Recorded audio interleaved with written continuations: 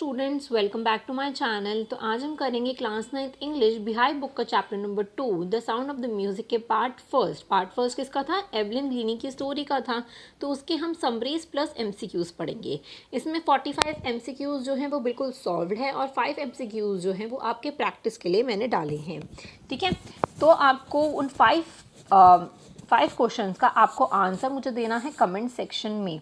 ठीक है, अगर आपके वो 5 आंसर्स करेक्ट हो जाते हैं तो दैट मीन्स आपको ये पूरा चैप्टर, पूरा पार्ट फर्स्ट जो है इस चैप्टर का, वो आपको अच्छे से समझ आ गया है। ठीक है, तो अब हम स्टार्ट करेंगे समरी से। ओके, चैप्टर का क्या नाम था? Evelyn Glennie listen to sound without hearing it. और ये किसने लिखी है? डेब्लो काओले ने लिखी है, जिन्होंने एवलिन ग्लीनी का इंटरव्यू लिया था। ठीक है, तो इसकी समरी पर आते हैं। It is a story on the life of the famous Scottish multi-percussionist Evelyn Glennie and the struggle she faced to become a successful musician. ये स्टोरी किसकी लाइफ की है? एक स्कॉटिश मल्टी परक्यूशनिस्ट है एवलिन ग्लीनी, उनकी लाइफ स्टोरी है ये, कि उन्होंने क्या क्या स्ट्रगल्स की, क्या क्या उन्होंने चीज़ें फेस किया है कि जिसकी वजह से वो आज एक सक्सेसफुल म्यूजिशियन बन पाई हैं। ठीक है, तो इनके बारे में ही हम पढ़ेंगे। Evelyn Glennie was 8 when her hearing disability was noticed for the first time by her mother. तो एवलिन ग्लीनी 8 साल की थी जब पहली बार उनकी मदर ने नोटिस किया था कि उन्होंने पियानो बजाने के लिए, जब वो खड़ी हुई थी कि उनकी टर्न आएगी, तब उनकी मदर ने उनका नाम पुकारा एवलिन। तो एवलिन ने मूव ही नहीं करा है, राइट। तो तब ये चीज़ उनकी मदर ने फर्स्ट टाइम नोटिस किया था। ठीक है, जब वो 11 साल की हुई तो यह डिस्कवर हो गया कि उनकी जो नर्व्स होती है, कानों की जो नर्व्स होती हैं, वो डैमेज हो चुकी हैं, जिसकी वजह से वो अब कभी सुन नहीं पाएंगी। तो ये चीज़ कब हुई थी? जब वो 11 साल की थी। और 8 साल की उम्र में, जब 8 साल की थी एवलिन, तो ये चीज़ उनकी मदर ने फर्स्ट टाइम नोटिस किया था। तो आपको ये एज याद रखनी है, एमसीक्यूज में पूछी जाती है। ठीक है, The specialist advised that she wear a hearing aid and be sent to the school for the deaf. और स्पेशलिस्ट के पास जब वो लेकर गए थे तो उन्होंने क्या एडवाइस किया था कि डेफ बच्चों का जो स्कूल होता है, आप एवलिन को वहाँ पर भेजो और इसको हेयरिंग एड पहनना पड़ेगा, मतलब जिसकी वजह से आप उन लोगों को, डेफ बच्चों को सुनाई देता है। ठीक है, तो वो लगाना पड़ेगा। She wanted to live a normal life and follow her interest in music. Although she was discouraged by her teachers, her potential was noticed by the master percussionist Ron Forbes. तो अब जब ये चीज़ हो गया, अब वो डेफ बच्चों के स्कूल में नहीं जाना चाहती थी, क्योंकि वो एक नॉर्मल लाइफ जीना चाहती थी। उनके माइंड में जब उन्हें ये चीज़ पता चली थी कि मैं अब कभी सुन नहीं पाऊँगी, तो एक बार उनके माइंड में आया था कि मतलब होता है ना, हमारे माइंड में आता है कि सब कुछ ख़त्म हो गया एंड ऑल, अब मैं सुन नहीं पाऊँगी, अब मैं क्या करूँगी। तो ये सारा माइंड में एक बार आया था, लेकिन एवलिन जो है वो इतनी ज़्यादा पॉजिटिव थी, उन्होंने ये चीज़ डिसाइड किया कि मैं नॉर्मल लाइफ जीऊँगी और मेरा जो म्यूज़िक में इंटरेस्ट है मैं उसको ही फॉलो करूँगी। Although she was discourage by the teachers, बहुत से टीचर्स ने उसे एवलिन को डिस्करेज किया, लेकिन उनकी जो पोटेंशियल थी, एवलिन की जो पोटेंशियल थी, उसको एक प्रोक्यूशनिस्ट ने नोटिस कर लिया। उनका नाम था रॉन फॉर्बस ने उसको नोटिस कर लिया कि एवलिन में हाँ पोटेंशियल है, वो बन सकती हैं, म्यूज़िक में कुछ कर सकती हैं। He guided Evelyn to feel the music some other way than to hear it through her ears. तो उन्होंने क्या एडवाइस किया एवलिन को कि तुम म्यूज़िक को अपने कानों से सुनने की कोशिश मत करो, कानों से सुनने की कोशिश मत करो, तुम किसी और अपने बॉडी पार्ट से सुनने की कोशिश करो। This will work for the Evelyn and she realized that she could sense different sound through the different part of her body. और ये चीज़ काम कर गई। रॉन फॉर्ब्स ने जो बताया था एवलिन को कि किसी और पार्ट से सुनने की कोशिश करो, तो एवलिन को ये चीज़ रियलाइज़ हुई कि डिफरेंट साउंड्स को वो अपने different part of the body से वो सेंस कर पा रही हैं। ठीक है, तो ये चीज़ हुई। फिर एवलिन ने अपना करियर जो है म्यूज़िक के अंदर स्टार्ट कर दिया इसके बाद, क्योंकि उन्हें पता चल गया कि मैं अपने कानों से तो सुन नहीं सकती म्यूज़िक को, लेकिन मैं अपने different part of the body से सुनने की कोशिश कर सकती हूँ, सेंस करने की कोशिश कर सकती हूँ। और वो चीज़ रॉन फॉर्बस ने एवलिन को सिखाया, बताया और ये चीज़ काम भी कर गई। She got admission in the Royal Academy of music, आपको ये नाम याद रखना है, रॉयल अकेडमी ऑफ म्यूज़िक, जो कहाँ पर है, लंदन में है, आपको ये भी याद रखना है। उन्होंने वहाँ पे एडमिशन किया, वहाँ पे जो एंट्रेंस एग्ज़ाम वगैरह होता होगा ना, वहाँ पे उन्होंने सबसे हाईएस्ट मार्क्स वगैरह स्कोर किया, जो कि हिस्ट्री में भी कभी किसी ने उस अकेडमी में नहीं किया था स्कोर। ठीक है। Evelyn said that the hard work and dedication towards her goal help her achieve success. तो वो क्या बोलती थी एवलिन, कि हार्ड वर्क करोगे, डेडिकेशन करोगे, तभी आप अपने गोल तक पहुंच पाओगे, और यही चीज़ उन्होंने, और आप अपनी लाइफ में सक्सेस भी अचीव कर पाओगे। और एवलिन ने भी बहुत ज़्यादा हार्ड वर्क किया, उन्होंने इतना डेडिकेशन था उनके अंदर म्यूज़िक को लेकर कि वो अपने करियर में सक्सेसफुल हो गई, उन्होंने सक्सेस को अचीव कर लिया। Evelyn gives solo performances and also gives free concerts for hospital and prisons to classes for the young musicians. तो वो सोलो परफॉर्मेंस तो देती थी इंटरनेशनली हर एक जगह पर, लेकिन वो फ्री कॉन्सर्ट्स भी करती थी हॉस्पिटल्स में, जेल में, प्रिजन्स मतलब जेल में, और यंग म्यूजिशियंस उनकी पहली प्रायोरिटी थे। ठीक है, वो उनको भी क्लासेस देती थी। ठीक है। 1991 में उन्हें एक अवार्ड मिला। अवार्ड क्या था, royal harmonic society prestigious socialist of the year award, आपको ये नाम याद रखना है। और ये कब मिला था, 1991 में मिला था, ये आपको ईयर याद रखना है। ठीक है। Evelyn story is an inspiration for the difficultly abled who are motivated to fulfil dreams like she did. Evelyn की स्टोरी ना इंस्पायर करती है उन बच्चों को जो बच्चे डेफ हैं, जो ये सोचने लग जाते हैं कि अब तो सब कुछ ख़त्म हो गया, अब तो मैं सुन ही नहीं सकता हूँ, अब मैं क्या करूँगा अपनी लाइफ में। तो एवलिन की जो स्टोरी है ये एक बहुत बड़ी इंस्पिरेशन है उन बच्चों के लिए जो कि अपने ड्रीम को फुलफिल करना चाहते हैं, लेकिन वो ये सोच लेते हैं कि अब मैं सुन नहीं पाता, मैं देख नहीं पाता, तो इसी वजह से वो कर नहीं पाते हैं। और ये स्टोरी, एवलिन की जो स्टोरी है, वो उन बच्चों को बहुत ज़्यादा मोटिवेट करती है कि अपने ड्रीम्स को फुलफिल करो। ठीक है। तो यहाँ पे होती है समरी फिनिश, आपको समझ आ गया होगा जो मेन पॉइंट्स मैंने आपको बताया है। ठीक है, आपने एक्सप्लेनेशन ऑलरेडी पढ़ ही चुके होंगे, राइट। तो हम अब स्टार्ट करते हैं MCQs। ठीक है, पहला MCQ है हमारा, which man did gives trouble to Evelyn. Evelyn को कौन से मैन लोग जो है वो ट्रबल देते थे, क्योंकि एवलिन ना फेस को देखकर समझती थी कि सामने वाला बंदा क्या बोल रहा है। तो man with the big eyes, men with the long eyes, men with the bushy beards और men with the cold hands। ठीक है, अब लिप्स को वो देखती थी कि सामने वाला क्या बोल रहा है, क्योंकि एवलिन सुन नहीं सकती थी तो वो उनकी मूवमेंट को फील कर पाती थी, फेस के एक्सप्रेशंस को देखती थी। अब किसी आदमी के बहुत ज़्यादा बुशी बियर्ड्स हैं, ठीक है, जिसकी वजह से पूरा फेस ढका हुआ है, फेस पता नहीं चल रहा, तो इसका करेक्ट आंसर क्या होता है, थर्ड पार्ट। ठीक है, मैंने यहाँ पे आंसर्स भी लिख रखी हैं नीचे। ठीक है, सी इज़ द करेक्ट ऑप्शन, कि जो लोग बुशी बियर्ड्स के होते थे उनमें एवलिन को बहुत ज़्यादा प्रॉब्लम होती थी उनका फेस पढ़ने में। ठीक है, मतलब उनकी बात समझने में। सेकंड क्वेश्चन आता है कि why was the Evelyn hearing severely impaired, मतलब कि एवलिन की जो सुनने की जो जब वो डेफ हो गई थी पूरी तरह, तो वो क्यों हो गई थी, due to the gradual nerve damage, due to the bomb explosion, due to the accident और due to the fall from the stairs. तो आपको इसमें करेक्ट ऑप्शन आपको ऑलरेडी पता है कि एवलिन का नर्व्स डैमेज हो गए थे, कान के ईयर्स के नर्व्स डैमेज हो गए थे कम्प्लीटली, जिसकी वजह से वो सुन नहीं सकती थी। ठीक है, A option is the correct option, right. Third question पे चलते हैं। How did Evelyn perform at the audition of the Royal Academy of music, हमने अभी अभी बात करी है। ठीक है, ए पार्ट है scored the second highest, scored the highest, scored the lowest and spoke frequently. तो करेक्ट आंसर आपको पता है कि सबसे ज़्यादा हाईएस्ट उन्होंने स्कोर किया था एवलिन ने, क्योंकि हिस्ट्री में आज तक किसी ने नहीं किया था, राइट। तो correct option is B. Fourth question आ जाता है आपका, where did Evelyn give free concerts.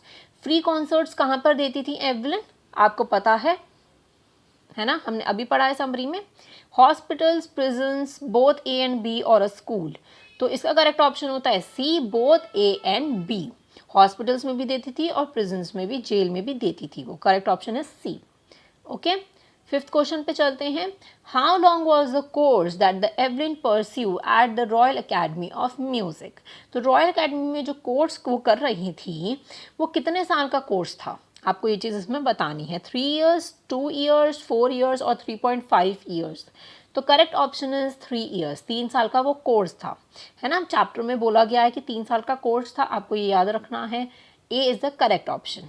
मैं आपको एक चीज़ और बता देती हूँ, ये सारे क्वेश्चन बहुत ज़्यादा इंपॉर्टेंट है, इसको अच्छे से वीडियो को पूरी लास्ट तक देखना, आपके लिए बहुत ज़्यादा हेल्पफुल रहने वाली है। आई एम श्योर इसमें से कोई ना कोई क्वेश्चन ज़रूर आएगा, ठीक है। 6th क्वेश्चन है, who was def in this lesson. इस लेसन में डेफ कौन है? Evelyn, Ron Forbes, Bismillah Khan, एवलिन्स mother. तो इसमें आपको पता ही है डेफ कौन है, वो है एवलिन ग्लीनी। रॉन फॉर्ब्स कौन थे?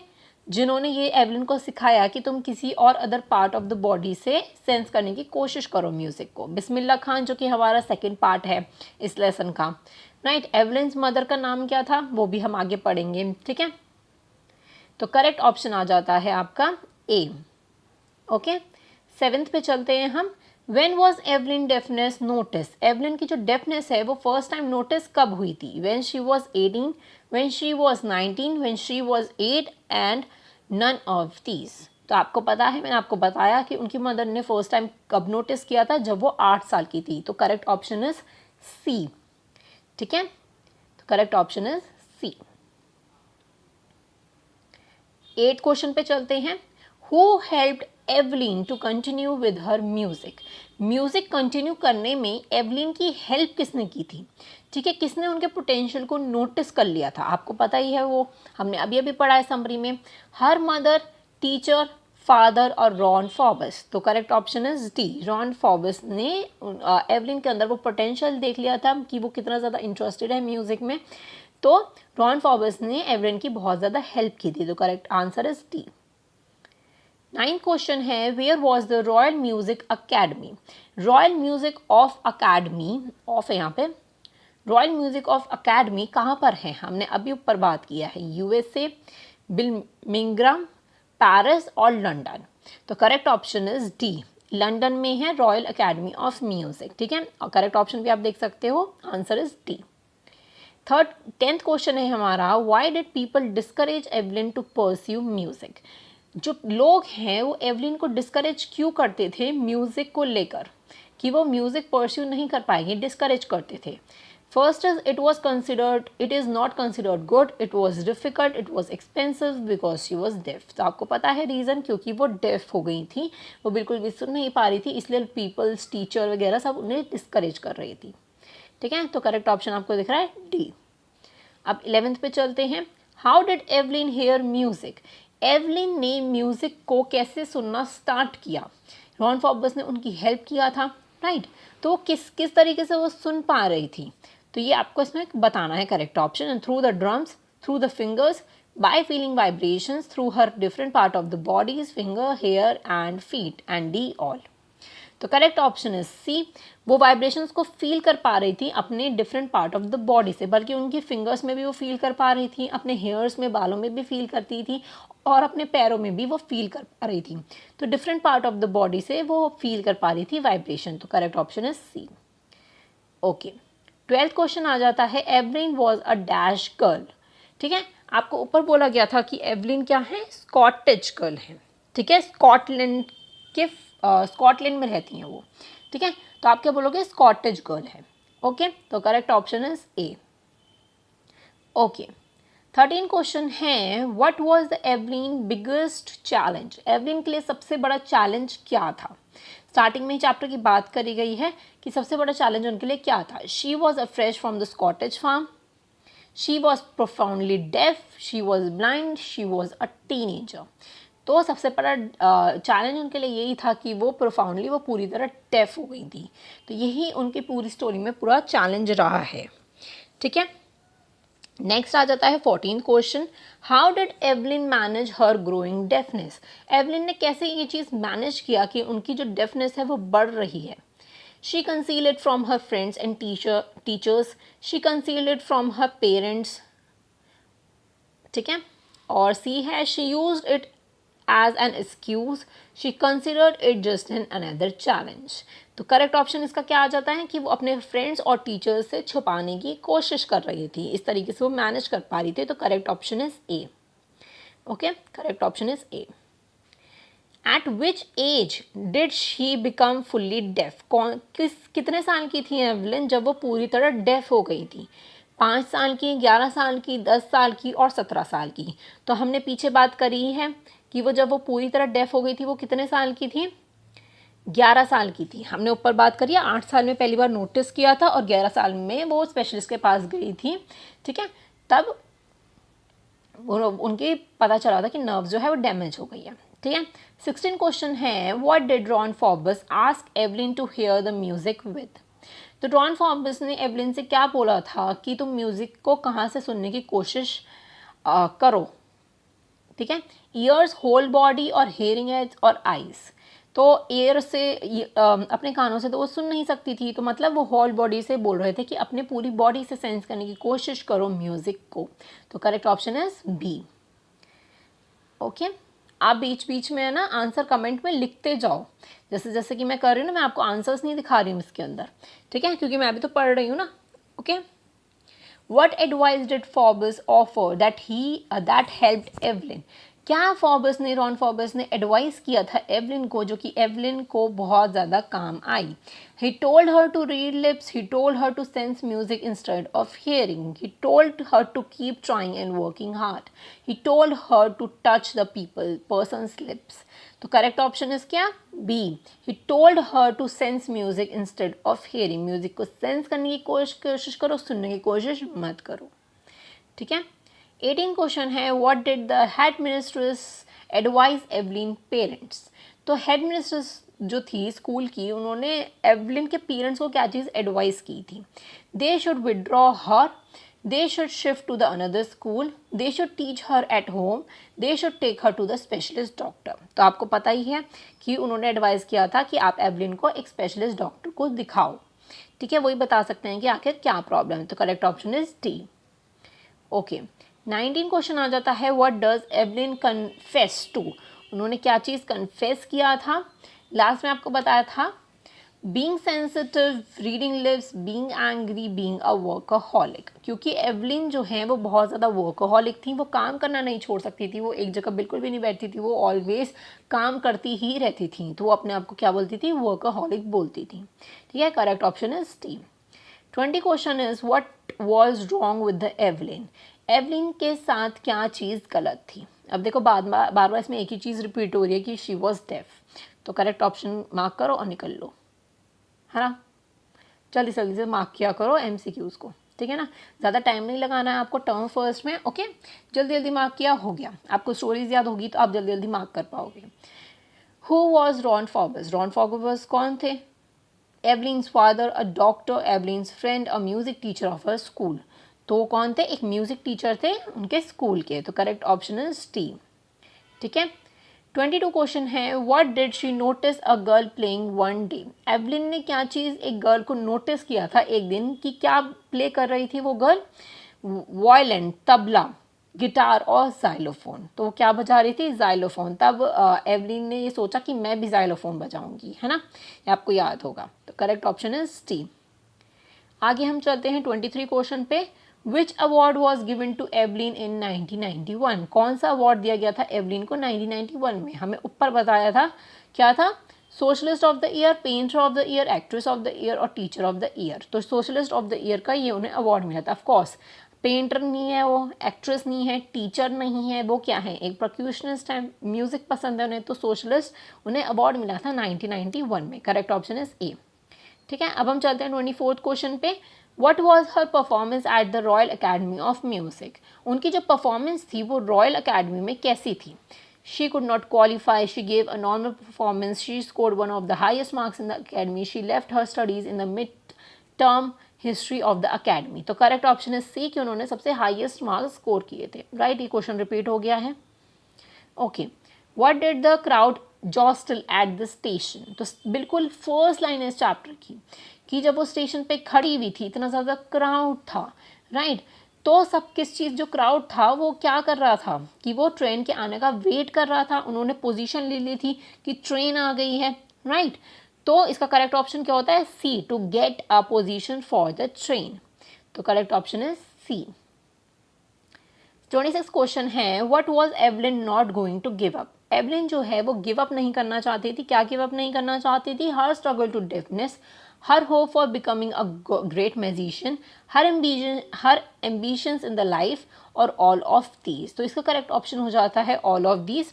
वो अपनी डेफनेस को भी छोड़ना नहीं चाहती थी, उनकी जो स्ट्रगल थी डेफनेस को लेकर उसको भी वो छोड़ना नहीं चाहती थी। एक बड़ी म्यूजिशियन उनका ड्रीम सा बन गया था, तो वो फुलफिल करना चाहती थी और अपने एम्बिशन को भी फॉलो करना चाहती थी। तो इसका करेक्ट ऑप्शन होता है D, all of these. 27th question है, which place had Evelyn worked for? कौन से प्लेसेस थे जिनके लिए एवलिन काम करती थी? मतलब आप बोल सकते हो कि वो फ्री कॉन्सर्ट्स करती थी, तो वो थे प्रिजन्स और hospitals, right. Poor children school नहीं करती थी इसमें, ठीक है, जेल में और हॉस्पिटल्स में वो करती थी, ठीक है। How old was Evelyn when she went to the Royal Academy of Music? वो कितने साल की थी जब वो रॉयल अकेडमी ऑफ म्यूजिक गई थी? तो आपको क्या करना है, आपको ये भी अच्छे से, बहुत ही अच्छे से याद रखना है कि वो कितने साल की थी। वो थी 17 साल की, ठीक है। वो थी 17 साल की जब वो गई थी royal Academy of music. Correct option is ए। तो आपको याद रखना है, 8 साल की फर्स्ट टाइम नोटिस किया था, 11 साल की पूरी तरह डेफ हो गई थी, और जब वो 17 साल की थी तो वो रॉयल अकेडमी ऑफ म्यूजिक गई थी, ठीक है। ये 3 आपको चीज़ याद ही रखनी है। Next question, What does she remove her shoes on the wooden platform during her performance?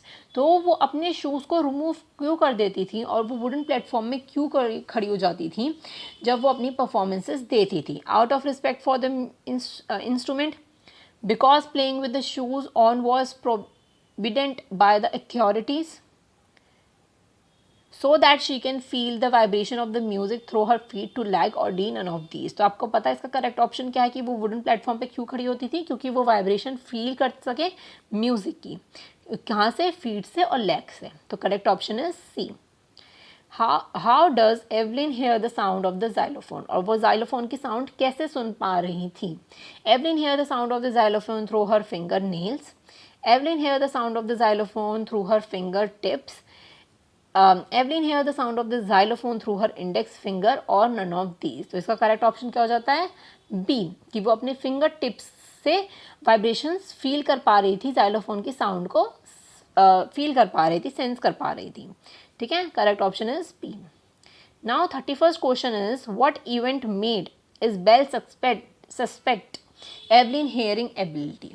तो इज़बेल कौन है? इज़बेल ग्लीनी है एवलिन ग्लीनी की मदर। आपको ये याद रखना है, ये भी पूछा जा सकता है एमसीक्यूज में। तो वो कौन सा इवेंट था जब पहली बार एवलिन का ये जो सस्पेक्ट उन्होंने किया था कि एवलिन को कुछ सुनाई नहीं दिया और वो मूव ही नहीं करी? तो ये चीज़ कब हुई थी? When Isabel called Evelyn for dinner, when Evelyn name was called to play the piano, she did not move. Third, the ENT specialist told Isabel about the Evelyn disability, or none of these। तो आपको पता है कि जब वो piano के लिए खड़ी थी लाइन में, तो वो प्ले करने का अपना वेट कर रही थी, लेकिन जब एवलिन की मदर ने उसका नाम लिया एवलिन, तो वो मूव ही नहीं करी। तो that means correct option is B. हमने ये ऊपर भी बात की है, ठीक है। Correct option is B. Now 32 question is, what does Evelyn went to spread through her music? तो एवलिन जो है वो म्यूजिक की हेल्प से क्या चीज़ स्प्रेड कर रही थी? Music is not difficult, message of love, peace and happiness, deaf people can learn music, music is not difficult for the deaf people. ठीक है, तो क्या मैसेज देना चाहती थी? वो लव, पीस और हैप्पीनेस देना चाहती थी अपने म्यूज़िक से। क्योंकि लास्ट में इस चैप्टर में बोला गया है ना कि उनकी म्यूज़िक सुनकर लोगों को बहुत ही अच्छा फील होता था, क्योंकि वो म्यूज़िक ही इतना ज़्यादा ब्यूटीफुल था। एवलिन का जो म्यूज़िक था वो बहुत ज़्यादा ब्यूटीफुल था, तो लोगों को बहुत ज़्यादा खुशी मिलती थी उनका म्यूज़िक को सुनकर। ठीक है, तो correct option is B, sorry correct option is A. इसमें ए बोला गया, इसमें बी भी हो सकता है, ए भी हो सकता है। म्यूजिक इज़ नॉट डिफिकल्ट, हाँ, बट अकॉर्डिंग टू मी इसका ऑप्शन होना चाहिए बी। ओके, म्यूज़िक इतना भी डिफ़िकल्ट नहीं होता है डेफ पीपल के लिए, ये भी एक स्प्रेड करना चाहती थी वो। ठीक है, क्योंकि ऑफ कोर्स वो इतनी ज़्यादा मोटिवेट करती थी, इंस्पिरेशन थी उन बच्चों के लिए। 33 क्वेश्चन है, Evelyn realised about the approaching train by feeling it's. Evelyn ने कैसे इसको रियलाइज़ किया था कि ट्रेन जो है आ रही है, बाय फीलिंग इट, कैसे वो फील कर पा रही थी? ऑफ कोर्स वो ट्रेन की जो वाइब्रेशन होती है पूरे प्लेटफॉर्म पर, उस चीज़ से वो रियलाइज कर पा रही थी कि ट्रेन जो है वो आ रही है। Correct option is B. Evelyn was going to the academy of, Evelyn जो है कौन सी अकेडमी में गई थी? म्यूजिक की, डांस की, आर्ट की और स्पोर्ट्स की। तो ऑफकोर्स वो म्यूजिक की अकेडमी में गई थी। बहुत ही ईजी क्वेश्चन था ये तो, है ना। A, Isabel Glennie was Evelyn sister, mother, teacher और फादर? तो वो इजबेल ग्रीनी कौन थी? उनकी मदर थी। Correct option is B. ठीक है, correct option is B. Who had requested Evelyn parents to take when to the doctor? किसने रिक्वेस्ट की थी एवलिन के पेरेंट्स से कि आप उसे डॉक्टर के लेके जाओ? वो थी headmistress. If English teacher, tuition teacher और पियानो टीचर, ये टीचर्स नहीं थे, वो हेड मिनिस्ट्रेस थी जिन्होंने एवलिन के पेरेंट्स से रिक्वेस्ट किया था कि आप इसको एक स्पेशलिस्ट डॉक्टर के पास लेके जाओ। ठीक है, correct option is D. Now 27th question is Evelyn world's turned into black when she was suggested to send to dash school. Evelyn की जो वर्ल्ड है वो पूरी तरह ब्लैक हो गया था जब ये चीज़ बोली गई थी कि उसको इस स्कूल में भेज दो। तो वो कौन सा स्कूल था? डेफ, नॉर्मल, ब्लाइंड और रेजिडेंशियल। तो डेफ बच्चों का जो स्कूल है आप उसको वहाँ पर भेज दो। तो तब उन्हें पूरा ब्लैक ब्लैक फील हो गया था, नेगेटिव थॉट्स आने लग गए थे माइंड में कि अब क्या होगा, अब मैं स्कूल में नहीं जाना चाहती, मैं नॉर्मल लाइफ जीना चाहती हूँ, है ना। तो तब जाके इतनी पॉजिटिव थी वो, तभी जाके वो अपने अब इतनी बड़ी म्यूजिशियन बन पाई, है ना। अब चलते हैं 28 क्वेश्चन पे। Evelyn started feeling the drum through her, Evelyn ने ड्रम की जो साउंड है उसको किस चीज़ से, कहाँ से उन्होंने फील करा? अब ये जो रॉन फॉबर्स हैं उन्होंने ये एक्सपेरिमेंट किया था कि ड्रम की जो साउंड है उसका जो वाइब्रेशन है तुम अपनी बॉडी से सुनने की कोशिश करो। तो एवलिन को क्या चीज़ रियलाइज़ हुई थी? वो कहाँ से सुन पा रही थी ड्रम के नोट्स को? हार्ट, वेस्ट और हैंड और ईयर्स। तो वो कौन सा पार्ट था? B, waist. ठीक है, correct option is B. 39 question है। According to the Evelyn two important things for the success are aim at, तो कौन सी दो चीज़ें हैं एवलिन के अकॉर्डिंग कि सक्सेस के लिए आपको ये चीज़ करनी है? आपका एक एम होना चाहिए, और क्या चीज़ होनी चाहिए? हार्डवर्क, एम्बिशन, मनी और नॉलेज। तो क्या चीज़ होनी चाहिए कि आपका एक एम सेट होना चाहिए और आपको बहुत ज़्यादा हार्डवर्क करनी है, तभी आप उस चीज़ में सक्सेसफुल हो पाओगे। ठीक है, आप अपने ड्रीम को फुलफिल कर पाओगे। Okay, correct option is A. Now 40 question is she got the mastery of playing dash musical instrument together. तो कितने म्यूजिकल इंस्ट्रूमेंट में एवलिन ने मास्टरी कर रखी थी? 100, 20, थाउजेंड्स और 10। तो correct option is C, 1000 instrument में एवलिन ने मास्टरी कर रखी थी। आपको ये चीज़ याद रखनी है कि 1000 इंस्ट्रूमेंट्स में उन्होंने कर रखी है। ठीक है, 41 क्वेश्चन है। The writer took an interview of the Evelyn for hours. तो राइटर ने कितने घंटे एवलिन का इंटरव्यू लिया था ये भी हमें स्टोरी में बताया गया है, 1, 3, 2 और 4। ठीक है, तो इसका करेक्ट ऑप्शन बन जाता है कि 2 घंटे तक। सी इज द करेक्ट ऑप्शन। 2 घंटे उन्होंने डेब्लो काउले ने एवलिन ग्लीनी का इंटरव्यू लिया था। आपको ऑथर का नाम याद रखना है और 2 घंटे इंटरव्यू लिया था ये भी याद रखना है। Okay, Evelyn had learn 2 new languages after become deaf, they were Japanese and, 2 उन्होंने न्यू लैंग्वेजेस को सीखा था जब वो डेफ हो गई थी उसके बाद। तो वो कौन सी लैंग्वेज थी? स्पेनिश, इंग्लिश, फ्रेंच और स्कॉटिश। तो स्कॉटिश से तो थी, वो बचपन से सुनती आ रही थी, तो उनका तो इंसेंट बिल्कुल सही था, उन्हें आती थी स्कॉटिश। ठीक है, स्पेनिश, इंग्लिश और फ्रेंच। तो करेक्ट ऑप्शन इज फ्रेंच। तो जापानीज और फ्रेंच आपको याद रखना है कि ये 2 न्यू लैंग्वेजेस जब वो डेफ हो गई उसके बाद उन्होंने सीखी हैं। कैसे सीखी ये किसी को नहीं पता, पर उन्होंने डेफ होने के बाद ये 2 लैंग्वेजेस को सीखा। 43 क्वेश्चन है। What is the name of the master percussionist who praised Evelyn.